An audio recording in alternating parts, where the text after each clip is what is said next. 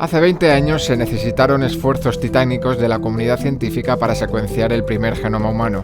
Hoy en día se secuencian miles de genomas diariamente y esta es la base de la medicina personalizada. De sus logros, de sus retos y desafíos, hablamos en este Bits de Salud con Joaquín Dopazo.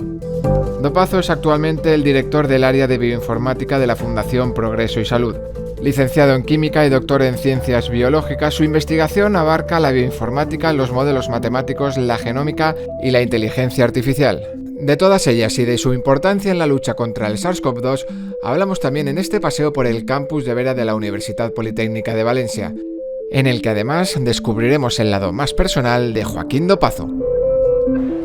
El protagonista de esta nueva entrega de Bits de Salud es Joaquín Dopazo. Joaquín es licenciado en Química, doctor en Ciencias Biológicas y actualmente dirige el área de bioinformática de la Fundación Progreso y Salud. Con él vamos a hablar de una revolución, la revolución genómica de la que asegura se siente un privilegiado de poder estar viviéndola. Joaquín, muy buenas. Muy buenas. Un privilegiado por vivir una revolución que está dando sus primeros pasos. ¿Por qué, en primer lugar, es una revolución, Joaquín? Bueno, yo pienso que es una revolución por varias razones. Una de ellas quizás es la razón técnica. Estamos hablando de un desarrollo enorme de una tecnología y, para ponerlo en contexto, comentaría que el primer genoma que se hizo tuvo un coste de unos 100 millones de dólares, esto fue en 2000, y ahora estamos hablando de hacer genomas con unos precios de 600 euros, más o menos.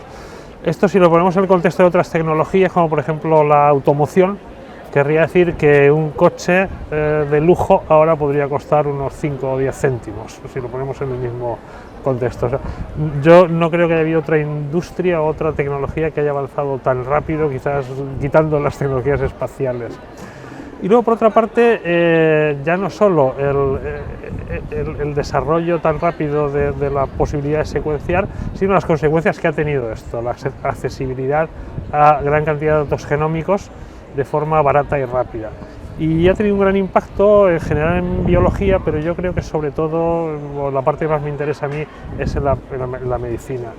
Y la medicina está provocando una transformación, lo que podríamos hablar, o podríamos llamar la medicina intuitiva, que es un poco la forma en la que se ha estado haciendo medicina en los últimos siglos, que es básicamente el experto que conoce una enfermedad y la conoce muy bien, pues puede manejarla.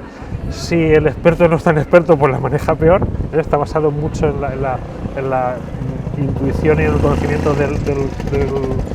del clínico en concreto, a una época más de medicina basada en los biomarcadores, basada en medicina empírica, basada en la existencia de biomarcadores. No solo hay biomarcadores genéticos, pero ciertamente los biomarcadores de base genética son los que más se utilizan ahora. Y esto quiere decir que podemos dar un tratamiento porque sabemos si existe un biomarcador. Y esto, independientemente del médico que nos toque, tiene esa información. Y esos primeros pasos, Joaquín, ¿en qué patologías se están dando? Pues principalmente las patologías de base genética. Y yo sobre todo resaltaría pues enfermedades hereditarias, y todos hemos hablado ahora de las enfermedades raras, ya que la sociedad se ha sensibilizado mucho más con ellas. Y aquí está haciendo un gran papel la posibilidad de secuenciar pacientes y darles un diagnóstico y evitar que lo que se llama la odisea de las enfermedades raras, que es que los pacientes están hasta 5 hasta 7 años sin tener un diagnóstico claro y en muchos casos recibiendo tratamientos incorrectos porque están mal diagnosticados. Esto está siendo un cambio radical y quizás en el área donde el cambio es más obvio es en cáncer. En cáncer no es nuestro genoma, sino el genoma de nuestro cáncer, que es un genoma mutante a partir de nosotros, pero sí que conocemos que si este cáncer tiene unas u otras mutaciones, responde a unos u otros tratamientos, con lo cual estamos empezando a tomar cada vez más decisiones de tratamiento basado en estos biomarcadores. decisiones más correctas, Joaquín. Sí, más correctas desde el punto de vista estadístico. Sabemos que típicamente pues que ciertas mutaciones en ciertos cánceres están asociadas al éxito de un tratamiento. Entonces no sabemos si en concreto esta persona va a tener tratamiento, pero sabemos que estadísticamente tiene grandes probabilidades de tenerlo. Desde vuestra fundación habéis desarrollado la primera base de datos de variabilidad genética de la población española. ¿Qué importancia tiene el desarrollo de esta base de datos y, sobre todo, para ese avance de la medicina personalizada, Joaquín? Bueno,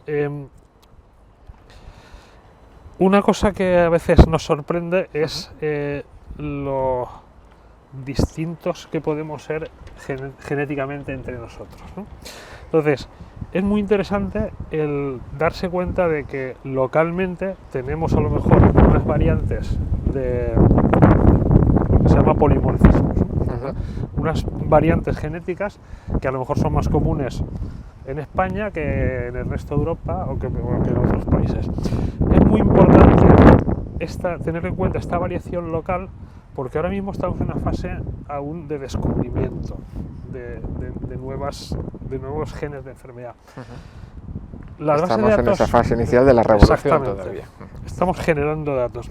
Entonces, ¿qué ocurre? Que las bases de datos que disponemos para ver si cuando nos encontramos una mutación y decimos esta mutación es una mutación de enfermedad o no, porque es muy común en la población. Pues la base de datos no son bases de datos de población española, son bases de datos de población internacional, normalmente con un gran componente estadounidense, porque es donde más se ha secuenciado. Entonces es muy importante tener una base de datos de población local española, porque si yo aquí veo a un paciente una mutación X y es una enfermedad hereditaria y veo que sus padres la tienen y el hijo la tiene y tal, puedo pensar que es una mutación de enfermedad y esa mutación no aparece en otras bases de datos, puedo pensar que es una mutación de enfermedad y luego encontrarme con que no, que es un polimorfismo español y no pasa nada. Entonces, esta es la importancia de conocer la variación local para poder hacer este tipo de descubrimiento. Aunque hablaremos posteriormente más en detalle de esa medicina de precisión, de algoritmos, de inteligencia artificial y COVID, la aportación de su grupo en el estudio de esta pandemia que nos ha asolado a todos también es relevante. ¿Con qué hitos se quedaría de los desarrollados desde el área de bioinformática de la Fundación, Joaquín? Para la pandemia, hablamos. Bueno, yo creo que de lo que más orgulloso estoy personalmente ha sido de poder haber estado, digamos, centralizando la recogida de la información de todos los datos genómicos de los virus en toda Andalucía. Normalmente estos procesos pues, suelen ser muy de iniciativas personales de la gente y entonces es muy interesante si estás en un sitio donde ocurre esa iniciativa, pero lo que ocurre es que al final son como micro iniciativas y para los datos lo que necesitamos es que todos los datos estén juntos para poder sacarles un rédito, ¿no? Entonces, lo que hemos hecho ha sido intentar coordinar desde la parte de la recogida de datos todo una base de datos en la cual vamos absorbiendo todo eso, ¿no? Entonces, pues tenemos ahora mismo el montado de todo el sistema de vigilancia epidemiológica de Andalucía y ahora mismo, de hecho, pues se han secuenciado, estamos del orden de 15.000 genomas de virus. Pues ahora vamos a incidir un poquito más en este binomio, continuamos hablando con Joaquín López.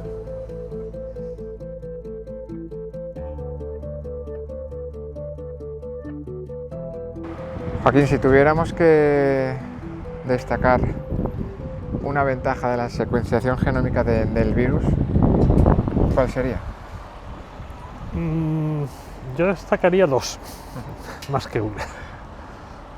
La que más llamativa es a día de hoy es la vigilancia epidemiológica, es decir, el poder ver por un lado cadenas de transmisión y por otro lado el buscar estas variantes que creemos que están asociadas a un peor, a una transmisibilidad más rápida o quizás un peor pronóstico, ¿no? Por otra parte, esto es en COVID, porque conocemos un poco de ellos, pero hay otros virus que conocemos bastante más de ellos, como por ejemplo los virus de la inmunodeficiencia humana, o de la hepatitis C u otros virus, en los cuales sí que sabemos que hay mutaciones que están asociadas a resistencias antivirales, a tratamientos antivirales. Entonces, en este caso ya no solo es interesante desde un punto de vista de saber si de dónde se ha contagiado, sino además para la toma de decisiones terapéuticas y clínicas.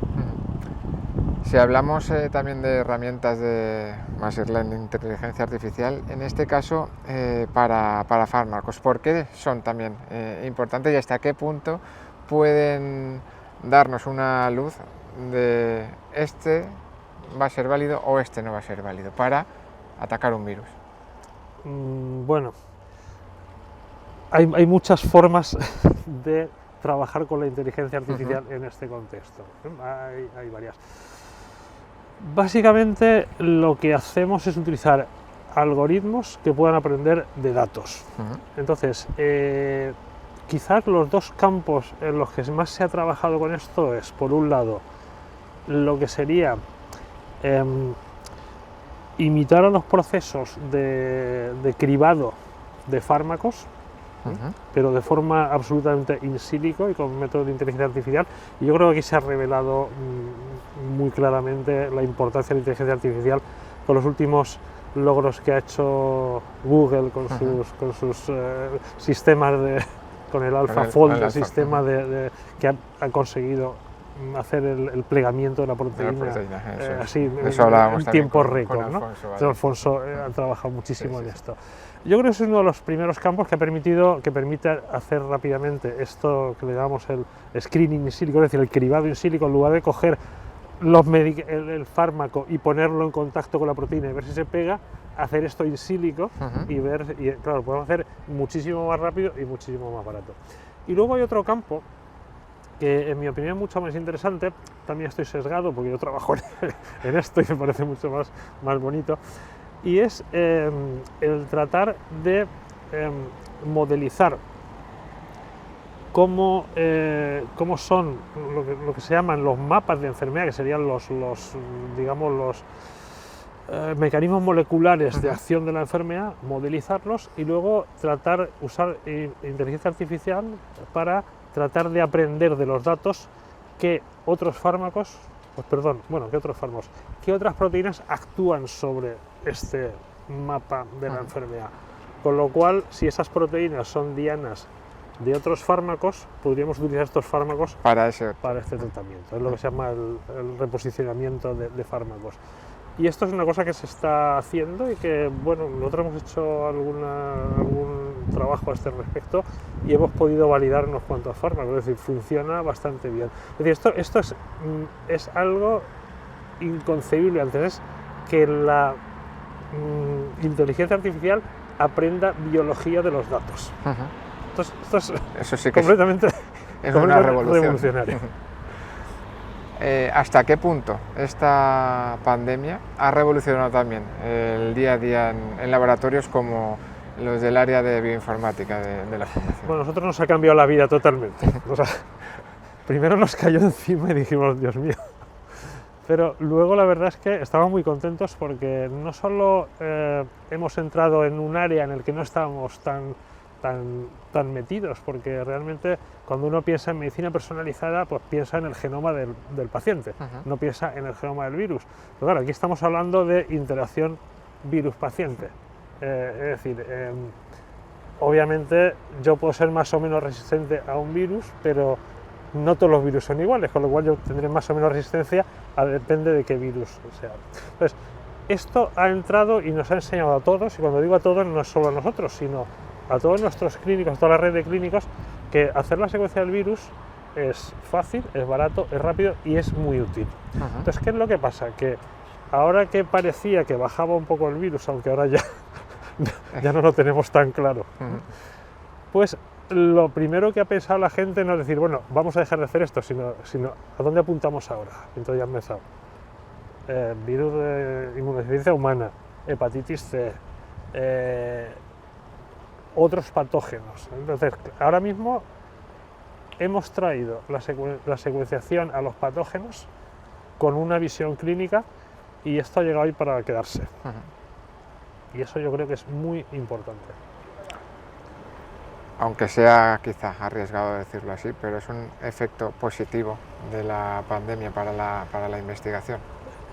Yo creo que es un efecto positivo en el sentido, y no, tampoco, a ver, cuando se dice esto parece que no, pero muchas veces las situaciones de estrés tienen un efecto positivo en cuanto a que se desarrollan metodologías y aproximaciones que a lo mejor en tiempos de paz no se habrían desarrollado, ¿no? Entonces yo creo que ha tenido ese efecto de empuje y a mí me ha parecido muy positivo.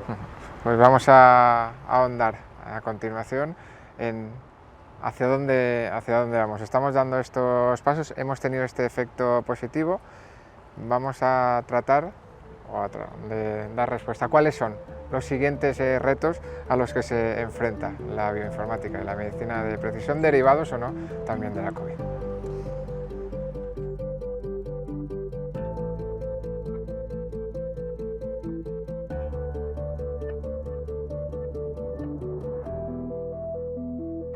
Y otro de los protagonistas dentro de esta revolución, el siguiente de esta revolución genómica, es el microbioma. ¿Por qué, Joaquín? Bueno, el microbioma estamos empezando a tener ahora una idea de su importancia. Hasta ahora parecía que era pues, algo que estaba ahí, que incluso como que estorbaba, ¿no? Y además al cual castigábamos tomando antibióticos de forma indiscriminada y ya está. El microbioma se le ha llamado el órgano olvidado últimamente, porque es que es como un órgano más y realmente media en muchas de las funciones de nuestro intestino. Se sabe que tiene que ver con algunas enfermedades y se sabe además que nos protege de otras, ¿no? Entonces, incluso bueno, ya habrán oído hablar de todo esto de los trasplantes fecales, que suena muy mal, pero realmente lo que trasplantan es el microbioma, una microbiota sana, y esto es algo que funciona, ¿no? Esto es como muy tipo de aproximación terapéutica muy burda, pero obviamente necesitamos recolectar muchos datos de qué parte de ese microbioma es el que actúa de qué manera para poder hacer intervenciones mucho más sofisticadas y probablemente aquí unos años se puedan hacer con probióticos y prebióticos intervenciones sobre nuestros microbiomas para favorecer aquellas especies de microbios que nos sean beneficiosas y un poco estorbar aquellas que no nos sean, ¿no? Es una muestra más de ese caminar sin cesar en esa revolución, Joaquín, de que en algunos aspectos, en algunos campos ya la medicina de precisión viene siendo una realidad, pero que en aquellos otros en los que está más lejos nos estamos acercando a ella. Sí, básicamente, si te fijas, estamos más lejos de aquello de lo que tenemos menos datos. Que al Entonces, final ahora estamos recolectando datos de microbioma y nos sorprendemos de la cantidad de cosas que vemos, pero es que antes lo ignorábamos. Entonces ahora sabemos mucho más de cáncer, quizás porque es donde más se está secuenciando, donde más se está pudiendo cruzar lo que es el dato genómico con el dato clínico. Este es otro de los aspectos importantes que a menudo nos fallan. Y si, haciendo ya un análisis más general, si tuviéramos que centrarnos en retos para investigadores de vuestro campo, de la bioinformática, ¿cuáles serían también, Joaquín? Sé que es una pregunta muy general. Es una pregunta muy general, efectivamente. Yo creo que el principal reto es poder poner todas las piezas juntas. Es decir, generar datos está muy bien y generar datos hay que generarlos con un contexto clínico también para poder aprender. El problema es que los datos de nuestros genomas son datos protegidos por la Ley de Protección de Datos, con toda la razón del mundo. Es decir, no estoy diciendo que esto no deba de ser así, pero esto añade una capa de complejidad al manejo y hace que muchos de los datos que están disponibles o están disponibles sin los datos clínicos o están hechos de forma que les podemos sacar muy poca punta más allá del estudio para el que fue diseñado. ¿Por qué? Porque legalmente esto es así. Entonces yo creo que uno de los grandes retos es buscar formas en las que podamos realmente cruzar estos datos genómicos con los datos clínicos, y no solo en mi hospital, sino en muchos hospitales y a lo largo de Europa, y de hecho hay iniciativas europeas al respecto, la iniciativa del millón de genomas, de forma que podamos hacer este cruce de datos sin estar, vamos, sin restricción. No sin restricción, porque tiene que haber restricciones.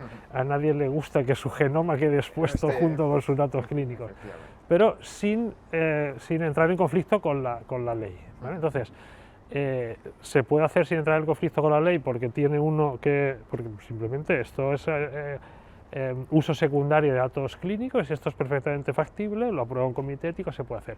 Pero claro, tecnológicamente es muy complicado hacer porque los datos genómicos están por un lado, ahora mismo no están prácticamente integrados con los datos clínicos están por otro y normalmente están muy fragmentados. Entonces, yo creo que el gran reto para poder poner en marcha de verdad, con todo su potencial, metodologías de inteligencia artificial que han demostrado que funcionan muy bien cuando tienen muchos datos. Uno mira las cosas que se hacen de Google y tal, teniendo toda Internet a tus pies y salen cosas muy interesantes. ¿Qué es lo que pasa? Que vamos a aplicar las mismas técnicas que se han usado sobre miles de millones de datos, sobre millones de datos, a nuestro dataset, y nuestro dataset son 20 pacientes, porque no podemos tener más que eso.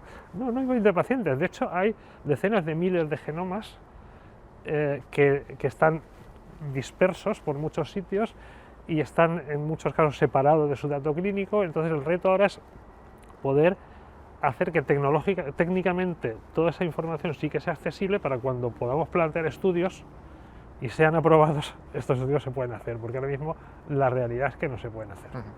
De ello dependerá una mejor práctica médica, por tanto, que es lo que comentábamos también al principio. Totalmente. Sí, es que además... Y el bienestar del paciente. Y el bienestar del paciente. Si es que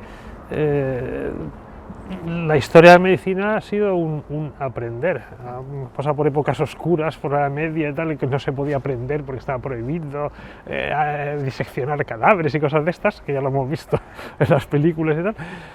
Y realmente en el siglo XX es cuando ha habido la explosión de generación de datos, que ahora nos da risa como el ritmo a los que generábamos datos en aquella época, pero es que era impresionante si lo comparamos con la época anterior. Entonces, ahora estamos generando datos, hay metodologías que pueden aprender de esos datos, ahora la cuestión es evitar que esos datos estén separados y poder vincular esos datos. Eso va a ser un reto, pero evidentemente seremos capaces de aprender mucho más rápido, de hacer una medicina mucho más personalizada, y el principal beneficiario va a ser el paciente por dos cosas: una, porque se le va a poder tratar mejor, y dos, porque esto es la forma de que los sistemas sanitarios sean sostenibles. Porque de la revolución genómica depende la sostenibilidad del sistema sanitario. Bueno, no depende solo, pero va a ayudar mucho a que se sostenga, porque se van a poder dar, o sea, el gasto de tratamientos en tratamientos que no se debían de haber dado, o no útiles, o incluso tratamientos erróneos, y no digo erróneos porque se hagan mal a propósito, sino porque realmente no conocemos y no sabemos que estamos dando un tratamiento erróneo, es enorme ese gasto. Incluyendo lo que luego puede venir detrás, que es la hospitalización, etcétera, etcétera. Si esto lo redujésemos, estaríamos reduciendo una barbaridad del gasto actual del sistema de salud. Vamos a cerrar en este caso hablando de una cuestión que también hemos planteado al resto de participantes en estos bits de salud. En esta revolución, Joaquín, investigadores o nuestro país, ¿en qué posición podríamos decir que está? Bueno, todo esto depende de cómo se evalúe, efectivamente, de cómo se evalúe. Es muy difícil de decirlo, depende de la evaluación. En términos de lo que es publicaciones, bueno, no voy a decir nada que no se haya dicho mucho. En términos de publicaciones estamos razonablemente bien situados, probablemente por encima de lo que sería un país de nuestras circunstancias, sobre todo teniendo en cuenta que precisamente no somos unos grandes inversores en ciencia y en investigación. Yo creo que nos falla la aplicación. Nos falla la aplicación, pues entre otras cosas porque el sistema de financiación no la contempla de forma que la debería contemplar, y esto no es una opinión, es un hecho, porque el hecho es que no está. Entonces, normalmente a los investigadores les sale más a cuenta el hacer algo que tenga... Imagínate que se hace algo con una potencial traslacional de aplicación. A mí como investigador me sale más a cuenta pedir otro proyecto para hacer otra cosa con potencial y luego otra cosa con potencial que seguir y hacer esa aplicación. Y entonces dice, bueno, pero damos dinero a las empresas para que se hagan esto. Sí, pero ¿y esto cómo se pone en contacto? O sea, nos falta el puente este. Las empresas no van a entrar en cosas que con un potencial de aplicación que no esté con los TRLs estos, que no tenga una demostración más clara. Entonces nos dejamos una franja ahí en medio que en otros países sí que se incide en ella y sí que llegan. Entonces es una pena, porque al final muchas patentes que estamos comprando muy probablemente las hemos empezado a desarrollar nosotros aquí. Por ejemplo, el CRISP, este tan famoso de la edición genómica, entonces se descubrió aquí y jamás se llevó a aplicación, y el premio Nobel no se lo ha llevado el que lo descubrió, se lo llevó la gente que ha hecho la aplicación. Entonces, claramente nos falta esto. Lo que pasa es que ese diagnóstico, Joaquín, no es de ahora. Ese gap entre empresa, claro, entre ese gap entre aplicación, entre empresa e investigación, pues yo no sé si es un sello de identidad de nuestro sistema científico-tecnológico. Yo me niego a pensar que sea un sello de identidad. Lo que sí que es una muy mala costumbre. Una muy mala costumbre, y nadie ha hecho nada realmente, o nada de suficiente calado, ¿no? como para cambiarlo. Y esto lo estamos sufriendo y impacta en la forma en la que se genera el PIB. Pues para cerrar, Joaquín, si te parece, hemos hecho un camino por esa revolución, aplicaciones, desafíos. Vamos a conocer un poquito más la parte personal de Joaquín Dopazo. ¿Cómo empezó en este mundo de la investigación? Y si hablábamos de retos en general en nuestro país, conoceremos también cuáles son los tuyos ahora en breve.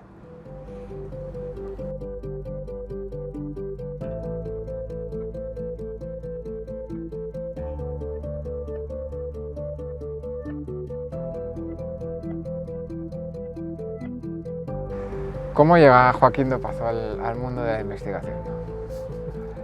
Pues, la verdad es que no me acuerdo muy bien. Fue una concatenación de hecho, si me lo llegas a haber dicho antes, me hubiese pensado en una historia bonita, pero realmente yo creo que ha sido una concatenación.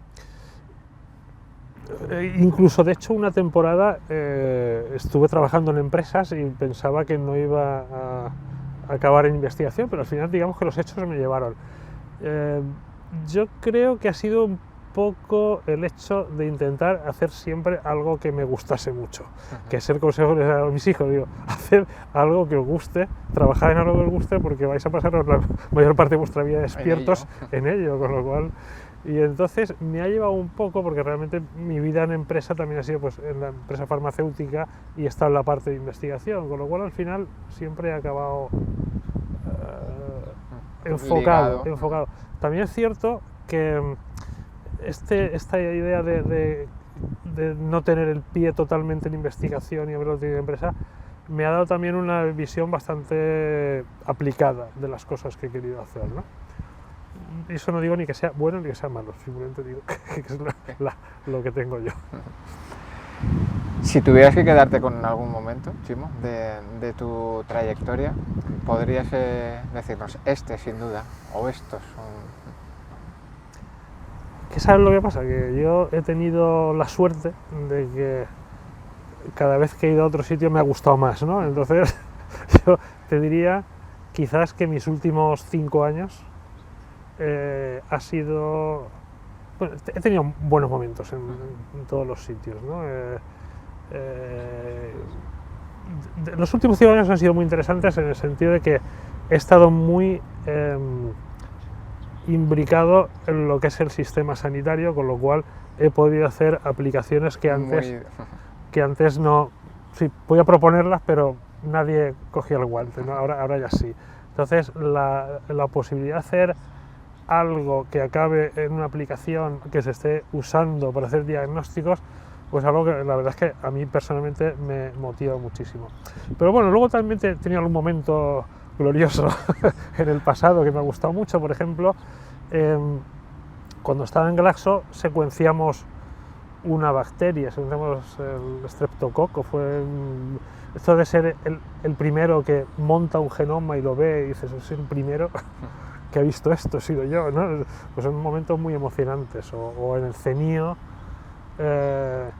cuando diseñamos el primer microarray español, el Oncochip, esto diseñamos nosotros. Entonces, claro, yo estaba muy orgulloso. Obviamente esto no lo usará nadie porque una antiguaya, ¿no? Y ya los chips se dejan de usar, pero bueno, son momentos que, bueno, hace una aportación de la que te sientes orgulloso. ¿Y personas, Chimo? Bueno, la verdad es que personas, pues referentes, pues he tenido unos cuantos también, sí, he tenido unos cuantos referentes. He tenido muchos. Yo he tenido suerte de siempre haber estado rodeado de gente interesante, ¿no? Y yo diría que desde la cuna, porque mi padre era una persona muy interesante, era matemático, y un poco no mamé esa visión ya de pequeño, y además él estuvo involucrado en la informatización de las enseñanzas medias de aquí de Valencia, con lo cual esto de la programación, pues un poco... Bueno, era algo que estaba ahí, que yo sabía que existía, ¿no? Luego, quizás en la universidad, siempre diría que Miguel de la Guardia, que fue un profesor que tuvimos de química analítica, que fue el que nos abrió un poco la posibilidad de utilizar los ordenadores para hacer en aquellos tiempos cálculos de química analítica, tal. Pero yo creo que es muy interesante toda la parte de la programación, porque te ordena mucho la mente si quieres hacer algo que sea un algoritmo, ¿no? Entonces, cuando quieres hacer algo, si lo piensas en términos de programación, piensas en qué pasos vas a seguir, en cómo se relacionan entre ellos, y ilumina mucho la mente.